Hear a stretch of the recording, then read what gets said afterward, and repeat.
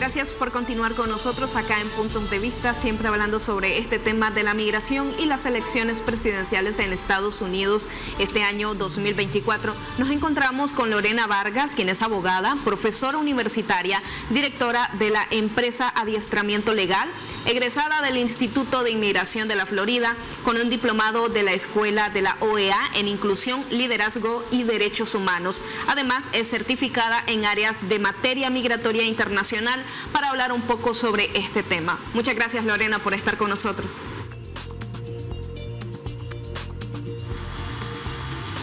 Lorena, para empezar quisiéramos abordar el tema sobre estas elecciones presidenciales. ¿Cómo podría afectar el estatus y también los derechos de los migrantes que ya se encuentran allá en Estados Unidos? Porque ha crecido la duda alrededor de este tema. Algunos tienen temor, por así decirlo, dependiendo del presidente que gane las elecciones. ¿Qué se puede esperar, dado el resultado de las elecciones, que pueden esperar los migrantes?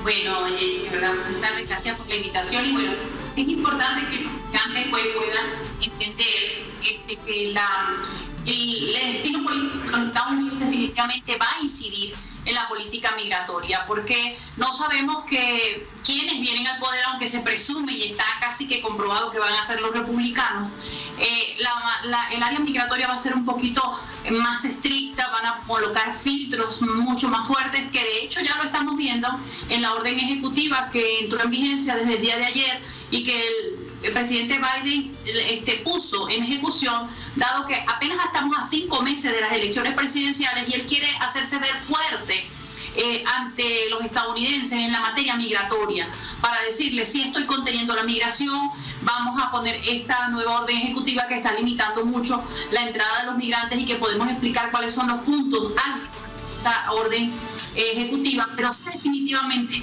el cambio de autoridades de inmigración en los estados, de autoridades presidenciales o del Ejecutivo, va a incidir muchísimo en lo que es la migratoria. Definitivamente que sí. Ahora, ¿qué impacto podrían tener en las políticas que ya conocemos, como el refugio para los solicitantes del paro humanitario provenientes de países específicos? Que Nicaragua ya tiene o cuenta con este beneficio de paro humanitario, que es algo que beneficia también al gobierno para poder tener un registro de las personas que entran a su país. Pero ¿podrían verse algún cambio justamente con este tipo de prácticas y de ayudas humanitarias a la población? No, esto no va a incidir en eso, porque siempre lo he dicho, ¿no? No es conveniente para el gobierno de los Estados Unidos eliminar lo que son programas migratorios que controlan la entrada desmedida de los mismos. O sea, el paro humanitario, también el asilo, el CBP-1, son programas que no van a ser eliminados, pudieran ser reforzados. Eso sí pienso que va a pasar. Por ejemplo, las personas que se presenten en frontera con el CBP-1 van a tener estándares mucho más altos para poder ingresar. Van a hacerles un miedo creíble, un poquito más rígido, como el que se está implementando desde el día de ayer, pero para los migrantes regulares. Pero pienso que cuando los republicanos lleguen al poder van a reforzar las políticas en cuanto a los filtros, tanto de parol como del CBP-1 a través de la petición de asilo en frontera. Esto va a ser un poco más endurecido, pero no es casi que está comprobado que eso no se va a eliminar. ¿Por qué? Porque es la manera de controlar la migración. Si tú quitas programas como esto, estás dando cabida a que las fronteras se van a desbordar. Lo que está pasando ahorita, porque Joe Biden lanza esta orden ejecutiva, porque está excediendo de 2.500 encuentros y detenciones en frontera diarios y está sobrepasada la capacidad de los funcionarios del CBP. Entonces tuvo que implementar esto. Por eso yo soy de las que piensa que aunque los republicanos lleguen al poder, pudieran colocarse filtros un poco más estrictos, pero nunca eliminar programas como estos, que tienden más bien a controlar y a dar control también, valga la redundancia, a las autoridades de Estados Unidos sobre los migrantes que están en su territorio, como permisos de trabajo, como social. Estas personas representan ingresos a los Estados Unidos, porque eso se paga, los permisos de trabajo se pagan, todos esos procesos se pagan a través de los fees que pone el gobierno. Entonces, para mí no es viable la eliminación, más sí pienso que va a haber una reestructuración cuando los republicanos lleguen al poder. Ahora, Lorena, hablando sobre los procesos de detención y también los procesos de deportación de migrantes irregulares, ¿cree que habrá algún cambio durante el proceso, estando en un próximo gobierno? ¿Habría algún cambio en este proceso de deportación, en este proceso de detención de los migrantes irregulares? Bueno, no pienso que vaya, o sea, pienso que, como te digo, pudiera hacerse un poco más estricto la deportación de los migrantes, como está sucediendo a partir del día de ayer, que van a empezarles a aplicar el artículo 8, y esto no es nuevo, esto no es nada que es novedoso, es algo que ya con la eliminación del título 42 viene a regir el título 8, que no es más que la deportación expedita de los migrantes que no cumplan con las entradas regulares. Ejemplo, el CBP-1. Les aplican la deportación expedita. El migrante tiene derecho a pedir una entrevista con un funcionario de inmigración porque teme regresar a su país. ¿Cuáles son las 3 excepciones a esta deportación expedita? Que pidas asilo y digas que tienes miedo de regresar a tu país, que sea un menor no acompañado, que tengas problemas de salud grave comprobable o que seas víctima de delito de trata de personas.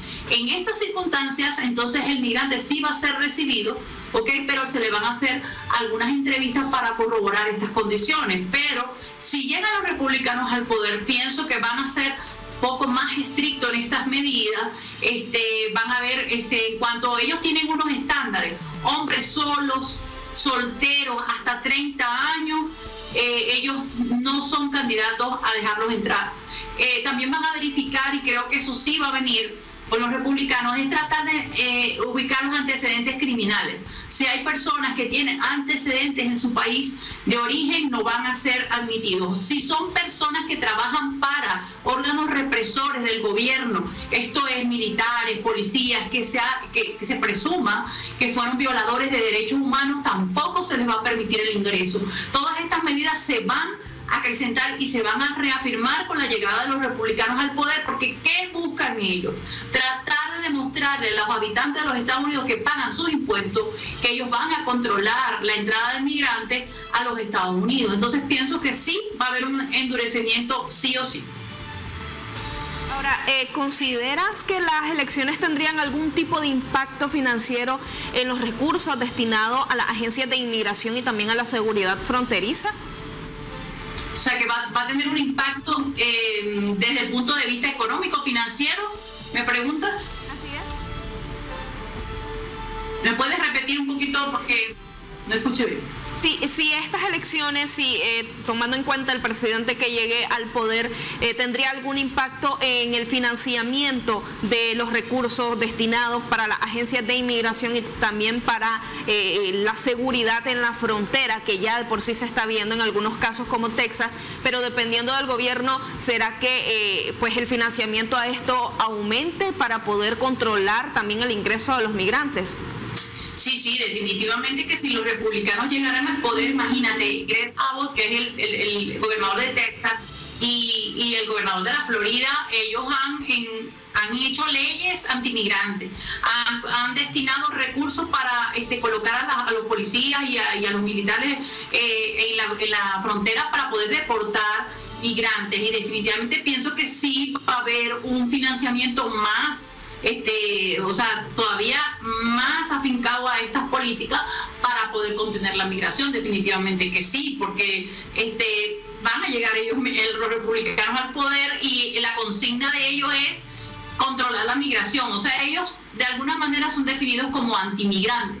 No, ellos por ejemplo, le han dicho a los granjeros de Texas, a los que tienen como granjas, fundos en la frontera, que estén armados, que si tienen que dispararla a un migrante que se quiera meter a sus propiedades, lo hagan.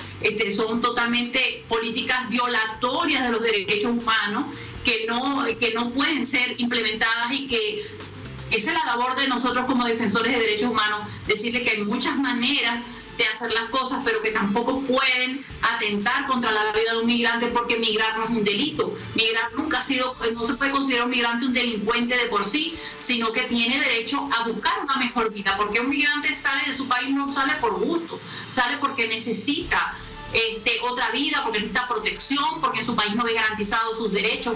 Entonces migrar siempre ha sido estigmatizado, y las personas de los Estados Unidos, nativos de allá, ven al migrante como un delincuente, como alguien que los va a robar, como alguien que va a invadir su territorio, y se está comprobando que más del 60% son personas en estudio, que tienen ganas de trabajar, pero bueno, hay otros que manchan esta buena referencia y bueno, no todos somos iguales, los buenos somos más, siempre lo digo.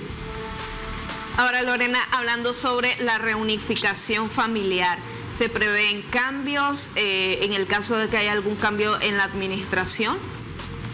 Acerca de la reunificación familiar, me dices. Exacto. No, la reunificación familiar va a seguir existiendo con los programas que tiene Estados Unidos para las peticiones familiares.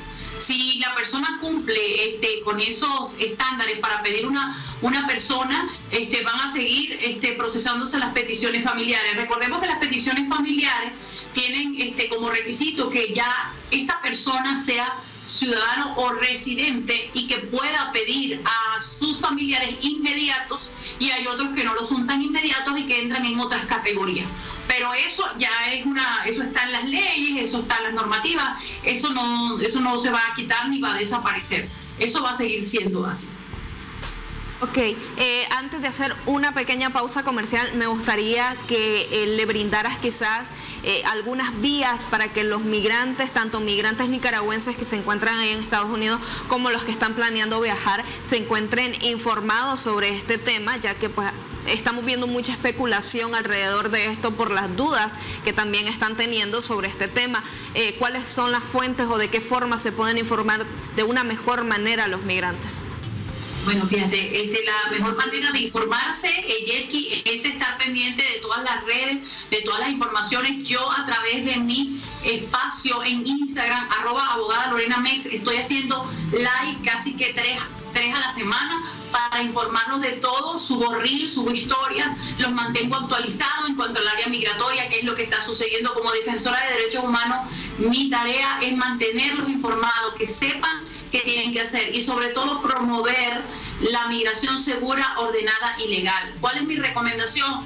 Que si van a migrar, planifiquen su migración, que busquen entrar con la cita del CBP-1 para que entren con un permiso de trabajo, una posibilidad de tener un permiso de trabajo inmediato, un social, estén de manera regular, estén protegidos. No es la vía entregarse, entrar por un hueco, que si el coyote te dice yo te meto, no, esa no es la vía.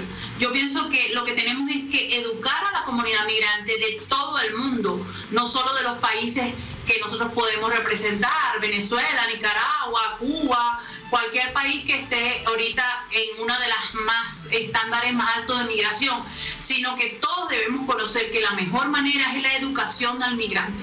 Educación en cuanto a que las formas de entrar a los Estados Unidos hay muchas. Está el parol humanitario, está el CBP-1 a través del asilo, ¿ok?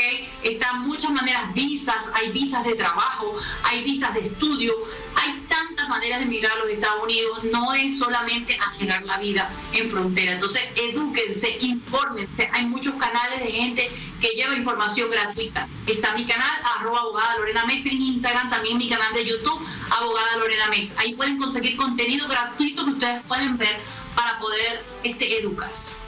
Ok, Lorena, vamos a hacer una pequeña pausa comercial, pero ya regresamos para continuar abordando este tema.